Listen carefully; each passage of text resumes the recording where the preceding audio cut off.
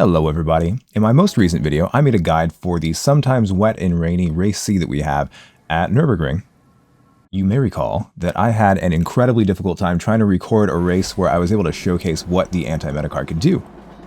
While I did get a pretty good race, I wasn't really able to show the main thing I wanted to show, because the biggest issue with the meta car is that it's so incredibly powerful that it can pass from incredibly far back, and it's incredibly difficult to pass it, and the 4C can both defend against it as well as pass it in the right conditions. I decided I was going to try one more time, and I didn't actually get what I was looking for, but I got something that was perhaps a little bit more special. One of the most incredible varied conditions races that I've ever done in Gran Turismo. You can see I'm on intermediates, and if you peek at this weather radar, you can see exactly why. As the race started, I was still just really intent on getting a pass on the Supra, or at least fending off a Supra that was trying to pass me. Without even a single Supra in sight, I knew that I was going to have to make some moves in order to even get the opportunity, so of course, I started to get to work. If you did watch my last video, then you saw that turn 1 was a disaster for me, and it frequently is here. Even when it's dry, this is a really dangerous turn 1. I think this probably rivals Monza turn 1 when it comes to sim racing danger. So imagine my surprise when absolutely everyone made it through clean. I think in my last race, I had been hit twice by now. And right there, I was almost the person running into other people. That was a really close call. Luckily, this car has an incredibly short nose, which I'm going to demonstrate again right about now. I actually thought I was going to run into him. It was a last minute idea. I didn't really know I was going to do that. I didn't plan on it, but I saw the opportunity, so I had to strike. I didn't plan on passing this Ferrari, but I think he got held up by the Porsche on his outside, and he actually checked up. For a public lobby, this is some of the cleanest driving that I've ever seen. I want to take another look at it. As soon as I passed this Renault, I knew he was going to probably try to fight back, and he did give me just a little bit of side contact, but I think he was just trying to assert his position. He didn't do anything further after that. And when I went for this Ferrari pass, he just immediately checked up. Most people don't have the wherewithal to do anything like that, so it was really awesome being 3 wide there and keeping it clean. I was perhaps overconfident thinking that I could go 2 wide with that Porsche there, but luckily the Alpha was fast enough to get directly in front of it before the corner. And of course that was a really scary moment trying to avoid that Supra, but I also thought, wow, that's another Supra I don't get to pass on the straight, but we're making position, so there's certainly going to be another chance up ahead, or at least I thought. I was also just getting really excited at how good the racing was, so I was really just in the zone, trying to make it all the passes I possibly could, and just kind of going with it. As I passed this Porsche, I realized that I had passed 5 people already, and when I looked ahead, I saw that we had Hospula. He's the guy that not only was in the last race that I passed for the victory, but he's also the guy that was in the cover photo, in the thumbnail for my last video. So shout out to that guy. Hospula went for a pass, and I didn't realize until just now that it was on a BRZ, which is the other meta car. Surprisingly fast top end, but it doesn't accelerate very well, so I thought that I'd be able to take care of him pretty quickly, and when he made this mistake, I went for it. I'll go for a pass anywhere, no matter how dangerous it is, but this guy wasn't even going to give me an opportunity. He pushed me off the track directly into the grass and just kept going. It took every ounce of self-control I had not to just floor it directly into him, which would, of course, probably just resulted in me spinning in the grass, so I was really happy that I was able to, keep my cool and not just spin around in circles, but now I was very upset. Now with all that, the guy behind me had to check up a lot to not run into me, and I respect that a lot. And unlike the BRZ driver, I was going to give him the space, but I don't know if he just let go or if the Porsche topped out. I was able to get all the way in front of him before that corner there. Now I don't know for sure that that was on purpose. It could have been an accident, but it is really not difficult to give people space on any track. It really isn't. So rather than just try to be dirty back, I was going to give him another opportunity to drive clean, but I definitely was not about to give him an opportunity to just push me off the track on the outside again, so I went for a dive. He really left the door open, and I actually braked at the normal point and then just lifted off the brakes a little bit just to scoot my car into position so he knew that I was there, and luckily it was totally fine. So now we've got both of the Supras that were kind of my adversaries in the last race. I passed Hospula on the first lap, and then D-Senna had different tires, and so he almost caught up to me on that second lap. So I thought something cool was going to happen. As soon as you see a car rejoining right here, though, you have to be extra cautious. and I thought he was going to give me space. He immediately pulled back in front of me, and I really lucked out with the ghost system. If at any time there's a car that's ghosted and you're really close to them, you can take the gamble of just trying to drive inside them, because the game will not unghost as long as two cars are occupying the same space. I was pretty intent on just letting things happen. I didn't want to force anything, especially since I knew that hospital was quick enough. And then as soon as I got on the throttle, I realized he probably has no grip. So I just went for it. As soon as he went wide, I just put myself in a position that if he continued going wide, or if he did indeed have the wrong tires, I could take advantage, and I did. This, however, was super sketchy.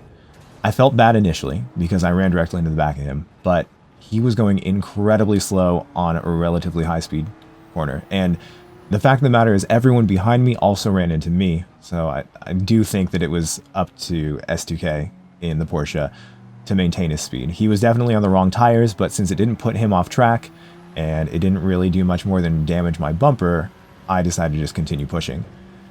He, however, did not want to let that happen, but with those tires, he didn't really have much of a choice. For those who gambled on a slick tire strategy, it became an absolute nightmare.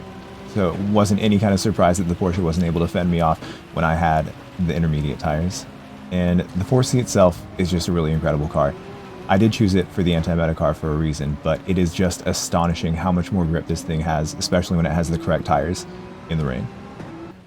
Leading up to this tricky right-hander, I had about a second on Ice Crusherino behind me, and by the next bend, we're at about 2 seconds. It turns out that Ice Crusherino also didn't have the correct tires, but he was a little bit better at managing the grip while in those conditions.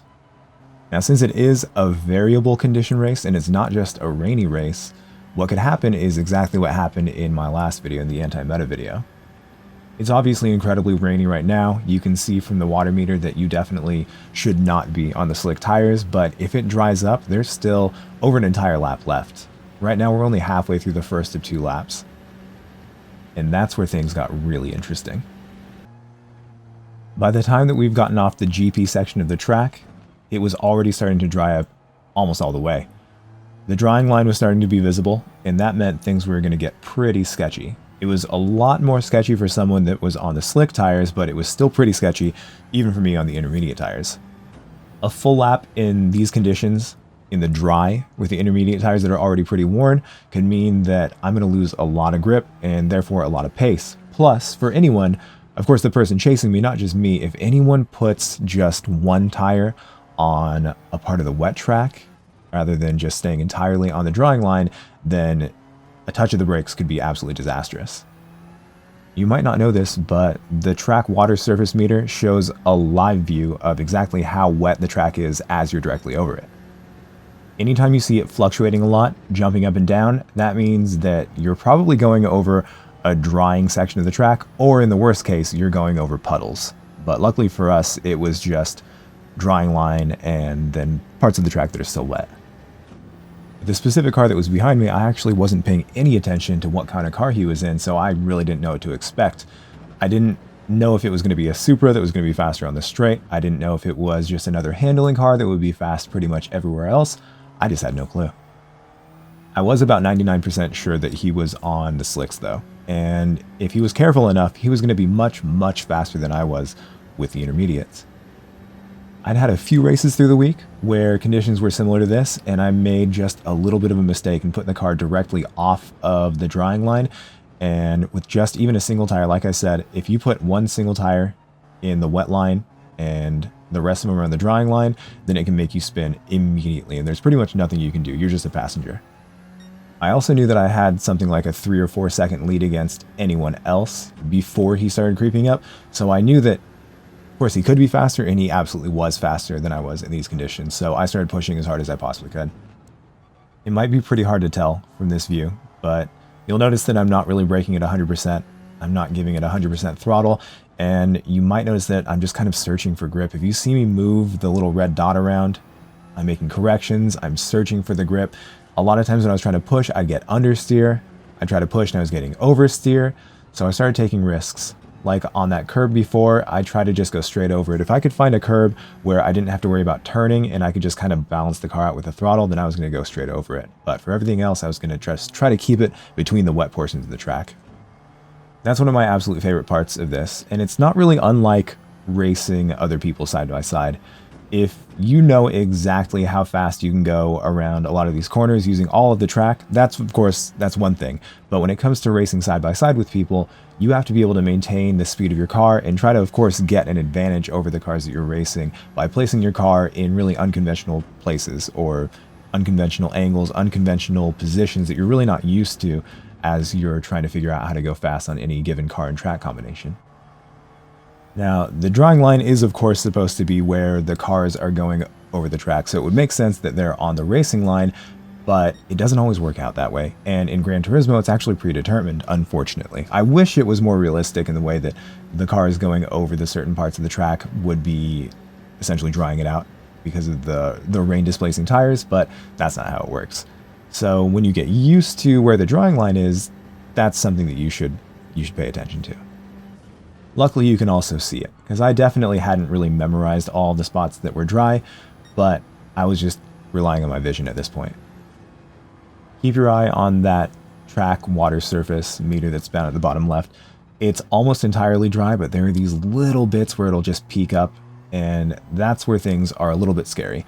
Honestly, in these conditions, they're not that bad, especially because the drying line is getting pretty wide, but I wasn't quite sure about the carousel. I decided to just take the chance anyways. It was then I realized that he was right behind me, and I also realized he made a big mistake. He was only a second and a half behind me, and he lost more than a second sliding out. Now, I don't know if that's because it was wet or if it was because he just gave it too much throttle, but I think I was really lucky to have not spun out on the carousel at that point. It also made me realize that he was a lot closer than I thought. He was able to get on the carousel at the exact same time I was, so I realized I had to push a lot more, so I started taking a little bit more chances. I know that if I give it too much throttle on a curb, or really any, it's going to make my car slide, but I also know that if I hit it pretty straight on and come off of it before I do anything else, then I should be fine. So I started trying to test that out just a little bit more. Not a lot. If you look at the delta, you'll see that he's recovered an entire second after nearly completely spinning in the carousel. This guy definitely knew what he was doing. We find ourselves at YouTube corner again, and the edges are completely wet still. Luckily, it looks like the drawing line is incredibly wide.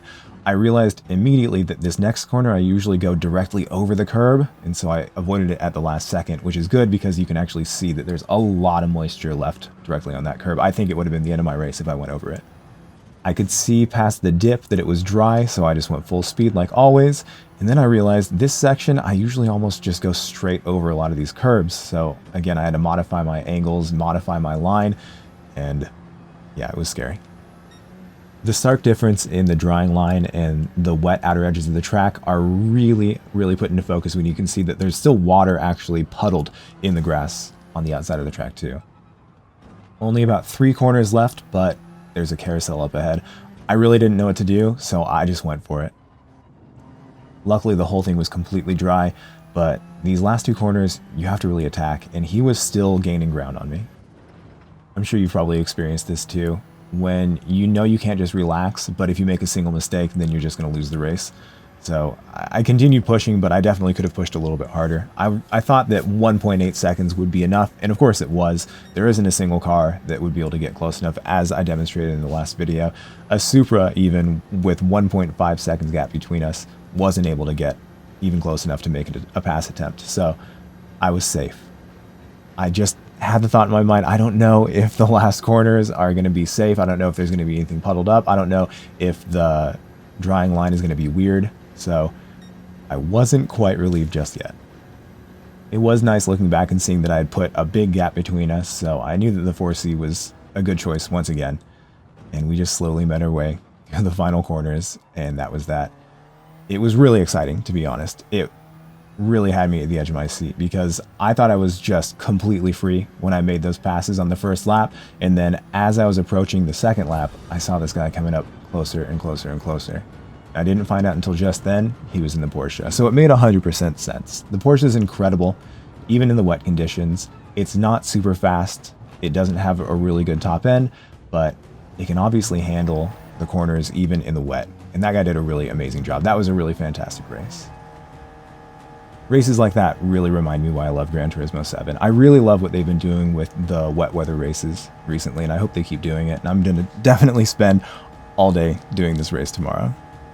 If you liked it, please don't forget to like and subscribe. I'll be making videos like this, and if you have any suggestions for anything else you'd like to see, please let me know in the comments. Thank you.